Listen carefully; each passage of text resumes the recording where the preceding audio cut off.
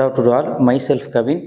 தினம் ஒரு மதிப்பெண் டாப்பிக்கில் தமிழ் அட்மினிஸ்ட்ரேஷன் சப்ஜெக்டில் இன்றைக்கி பார்க்க போகிற கொஷின் என்ன அப்படின்னா, கலைஞரின் அனைத்து கிராம ஒருங்கிணைந்த வேளாண் வளர்ச்சி திட்டம், கலைஞரின் all villages integrated agriculture development programme அப்படின்னு இங்கிலீஷில் சொல்லுவாங்க. கலைஞரின் all villages integrated agriculture development programme, கலைஞரின் அனைத்து கிராம ஒருங்கிணைந்த வேளாண் திட்டத்துடைய நோக்கங்கள் என்ன அப்படின்னு கொடுத்துருக்காங்க. ஒரு 4 ஆப்ஷன் கொடுத்துருக்காங்க. சரிங்களா? ரைட். பாருங்க, இந்த ஸ்கீம் ஃபர்ஸ்ட் 2022 அனௌன்ஸ் பண்ணப்படுது. 2022 அனௌன்ஸ் பண்றாங்க. எத்தனை வில்லேஜ் பஞ்சாயத்துல அப்படின்னா 12525 வில்லேஜ் பஞ்சாயத்துல இம்ப்ளிமெண்ட் பண்ண போறதா சொல்லி இருக்கிறாங்க. ரைட். பாருங்க, சாகுபடி பரப்பு அதிகரிக்க செய்தல்.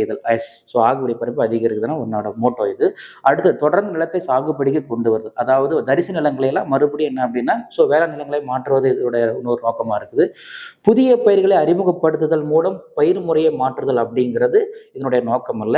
நீர் ஆதாரங்களை பெருக்குதல் அப்படிங்கிறது முக்கியமானது. நீர் ஆதாரங்களை பெருக்குதல் என்ன அப்படின்னு சொன்னா, இந்த ஸ்கீம்ல வில்லேஜ் கவுன்சில்ஸ் சொல்லிட்டு ஒன்று ஃபார்ம் பண்ணுவாங்க. ஸோ கிராம குழுக்கள் ஒன்று அமைப்பாங்க. அந்த கிராம குழுக்கள் மூலியமா பார்த்தீங்கன்னா நீர் ஆதாரங்களை பெருக்கிறதுக்கான வேலையை செய்வாங்க அப்படின்ட்டு அவங்க சொல்லியிருக்கிறாங்க. ரைட். பாருங்க, ஸோ சாகுபடி பரப்பை அதிகரித்தல் எஸ் 1, தொடர் நிலத்தை சாகுபடி கொண்டு வருதல் 2, நீர் ஆதாரங்களை பெருக்குதல் 1, 2, 4. So C is the right answer.